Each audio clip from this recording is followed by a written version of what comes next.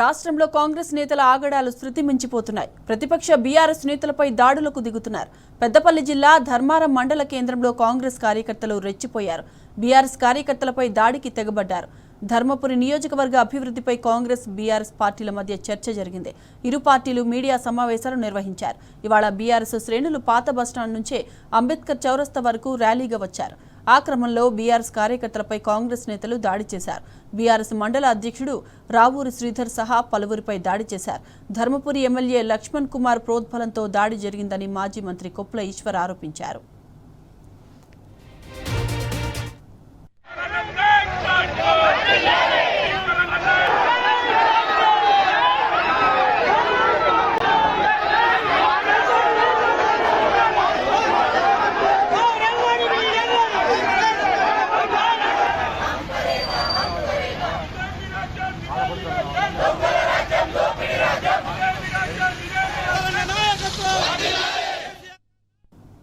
ఇక ఇదే అంశంపై మరింత సమాచారం మా ప్రతినిధి రమేష్ అడిగి తెలుసుకుందాం. రమేష్, చెప్పండి, ఈ ధర్మారంలో బీఆర్ఎస్ నాయకులపై కాంగ్రెస్ నాయకులు ఎందుకు దాడి చేశారు, అసలు ఏం జరిగింది?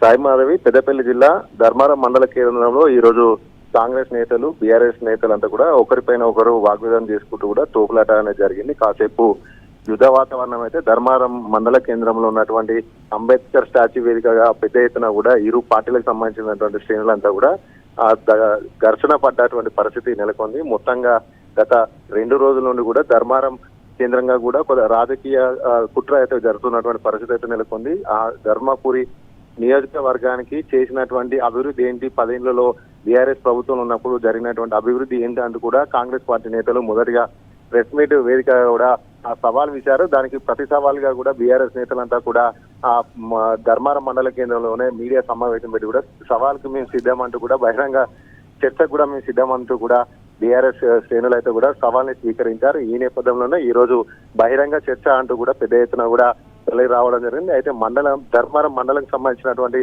ఆ ప్రతి గ్రామంలోనూ కూడా పెద్ద ఎత్తున బీఆర్ఎస్ శ్రేణులంతా కూడా ఒక శాంతియుత ర్యాలీగా ధర్మారం మండల కేంద్రానికి చేరుకున్నారు. అయితే కాంగ్రెస్ పార్టీ సంబంధించినటువంటి నేతలు కావచ్చు, శ్రేణులు కావచ్చు, కార్యకర్తలు కావచ్చు, వారంతా కూడా మొదట అసలు కనిపించని పరిస్థితి. కానీ ఆ బీఆర్ఎస్ కు వస్తున్నటువంటి ఆదరణ, వీళ్ళు చర్చకు ఇంత పెద్ద ఎత్తున హాజరవుతున్న నేపథ్యంలో తాము ఎక్కడ తప్పులో పడతామనే ఒక ఆందోళనకరమైన ఆవేదనతోటి వారంతా కూడా అప్పటికప్పుడుగా ఒక గుంపుగా ఏర్పడడం జరిగింది. అయితే ముఖ్యంగా పోలీసుల పాత్ర యొక్క పరిస్థితి అయితే ఇందులో మనం ముఖ్యంగా చెప్పుకోవాల్సిన పరిస్థితి. ఎందుకంటే బీఆర్ఎస్ శ్రేణులంతా కూడా తరలి వస్తున్న నేపథ్యంలో, శాంతియుతంగా వస్తున్న నేపథ్యంలో కూడా ఎక్కడికక్కడ కూడా అడ్డుకున్నటువంటి పరిస్థితులు ఆ పోలీసు వ్యవస్థ అయితే నియంత్రించింది. దీనికి సంబంధించి కూడా అయినా కూడా ధర్మారం మండలం కేంద్రానికి పెద్ద ఎత్తున కూడా బీఆర్ఎస్ శ్రేణులు రావడం జరిగింది. ఆ తర్వాత కూడా కాంగ్రెస్ నేతలు రావడం, ఒకరిపైన ఒకరు రెచ్చగొట్టే విధంగా ఆ కాంగ్రెస్ నేతలంతా కూడా వ్యవహరించిన తీరు కూడా మనం స్పష్టంగా విజువల్స్ లో కూడా చూసాము. కాంగ్రెస్ నేతలంతా కూడా మండల అధ్యక్షుని పైన అలాగే కావాలనే రెచ్చగొట్టే విధంగా అలాంటి పదాలు వాడుతూ కూడా రెచ్చగొట్టే విధంగా తోపులాటలు అలాగే ఆ దాడికి కూడా పాల్పడ్డటువంటి పరిస్థితి నెలకొంది సాయమాధవ్. ఎందుకంటే ధర్మారంలో జరిగినటువంటి అభివృద్ధి పూర్తి స్థాయిలో బీఆర్ఎస్ హయాంలోనే జరిగిందంటూ కూడా పెద్ద ఎత్తున కూడా మండలం నుంచి ప్రతి గ్రామం నుండి కూడా పెద్ద ఎత్తున బీఆర్ఎస్ శ్రేణులు వచ్చిన నేపథ్యంలోనే కాంగ్రెస్ నాయకులు అలాగే కాంగ్రెస్ శ్రేణులు అంతా కూడా కుట్రపూరితంగానే కావాలని ఒక రెచ్చగొట్టే విధంగా వ్యాఖ్యలు చేస్తూ కూడా దాడులకు పాల్పడ్డారు. పోలీసు వ్యవస్థ కూడా బీఆర్ఎస్ కు సపోర్ట్ గా కాకుండా చూసి చూడనట్టు వేయడం జరిగింది. కాసేపటి తర్వాత పోలీసులు ఇరు వర్గాలను చిల్లా చేయడం జరిగింది. మొత్తంగా దీనిపైన కూడా మాజీ మంత్రి కొప్పుల ఈశ్వర్ కూడా మాట్లాడడం జరిగింది. దీనిపైన పెద్ద ఎత్తున కూడా చర్చకు నేను సైతం సిద్ధమంటూ కూడా మాట్లాడడం జరిగింది. పెద్ద ఎత్తున 10 ఏళ్లలో జరిగినటువంటి అభివృద్ధి తప్ప ఈ 16 నెలల్లో కాంగ్రెస్ ప్రభుత్వం చేసినట్టు ఒక్క పని చూపిస్తారంటూ కూడా ఆయన కూడా సవాల్ విసరడం జరిగింది. Right Ramesh, thanks for the updates.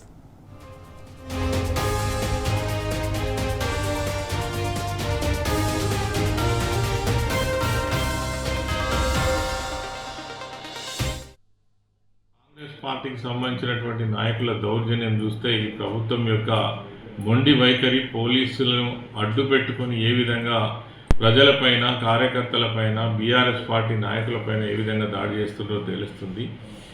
ఈరోజు జరిగిన విషయం ఏమిటంటే, సంవత్సరంన్నర నుంచి నియోజకవర్గంలో తట్టడి మట్టిది అయినటువంటి కాంగ్రెస్ ప్రభుత్వంలో గెలిచినటువంటి లక్ష్మణ్ కుమార్ మేమే ఏం చేయలేదని మాట్లాడితే దాన్ని ప్రశ్నించినటువంటి బీఆర్ఎస్ కార్యకర్తలు ఈరోజు ప్రెస్ మీట్ పెడుతుంటే ఆ ప్రెస్ మీట్ పైన ప్రెస్ మీట్ పెట్టొద్దని దౌర్జన్యం చేసేటువంటి ప్రయత్నం చేసిండ్రు.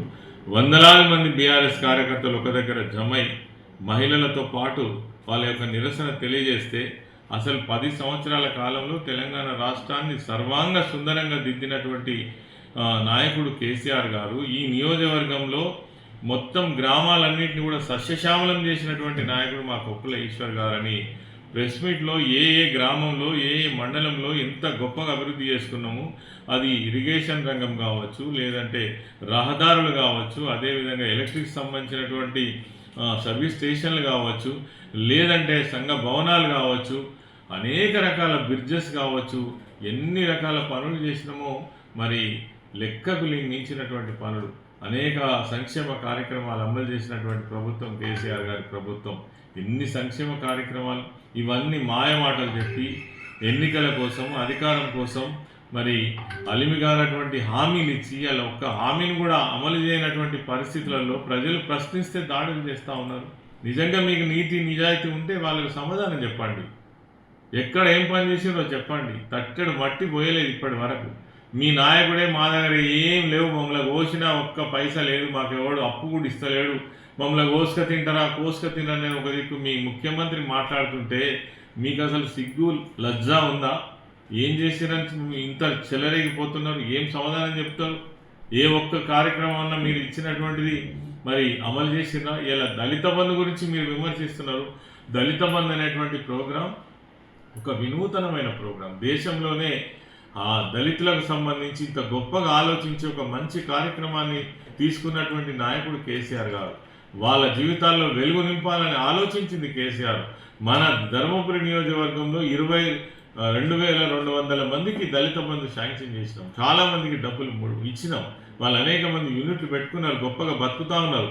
అదే కాకుండా మేము శాంక్షన్ చేసినటువంటి డబ్బులు కలెక్టర్ అకౌంట్లో ఉంటే కూడా, అనేక జిల్లాలలో కూడా ఉంటే కూడా ఇప్పటి వరకు దాన్ని రిలీజ్ చేయకుండా దళితులను మోసం చేస్తున్నటువంటి ప్రభుత్వం కాంగ్రెస్ ప్రభుత్వం. ఇంకా మీ ఇంటికి వెళ్ళి దళిత బంధు గురించి మాట్లాడేటువంటి హక్కు అర్హత మీకెక్కడున్నది? మీకు చిత్తశుద్ధి ఉంటే అంబేద్కర్ అభయాస్తం ఏమైంది? చేవెళ్ళ డిక్లరేషన్ ఎక్కడికి పోయింది? ఎస్సీలకు గిరిజనులకు ఏమో చేస్తామని మాయమాటలు చెప్పిన మాటలన్నీ ఏమైంది? వీటన్నిటి కూడా సమాధానం చెప్పలేక దాడులకు దిగుతున్నారు. ఇది మంచిది కాదు. ప్రజాస్వామ్యంలో ఇటువంటి పరిస్థితి ఎవరు కూడా క్షమించరు. ప్రజలు అన్ని గమనిస్తున్నారు. మేము 20 సంవత్సరాల అధికారంలో ఉంటే కూడా, 10 సంవత్సరాలు ప్రభుత్వంలో ఉంటే కూడా ఒక్క సంఘటన కూడా ఇటువంటి సంఘటన జరగలే, ఒక్క దౌర్జన్యం జరగలే, పోలీసును ఉపయోగించి ఎవరిని వేధించలే, సాధించలే, కక్ష సాధింపు చర్యలు చేయలే. ఇదా పద్ధతి? పరిపాలించే పద్ధతి ఇది కాదు. సౌమ్యమనంగా మీరు ఏం చేస్తారు? ఈ 5 సంవత్సరాలలో మీరు ఎంత గొప్పగా అభివృద్ధి చేస్తారో మాకంటే ఎక్కువ చేసి చూపించండి. ఎవరంత అంటున్నారు? అది వదిలిపెట్టి భౌతిక దాడులకు దిగుతాం, ఇష్టం వచ్చినట్టు మాట్లాడతాం. నిజంగానే లక్ష్మణ్ కుమార్ కళ్ళు కనబడితే ఈ నియోజకవర్గంలో ఎంత గొప్పగా అభివృద్ధి జరిగిందో ఏ గ్రామానికి పోయి ప్రజలను అడిగితే చెప్తారు. మేము చెప్పేది ఏంటి?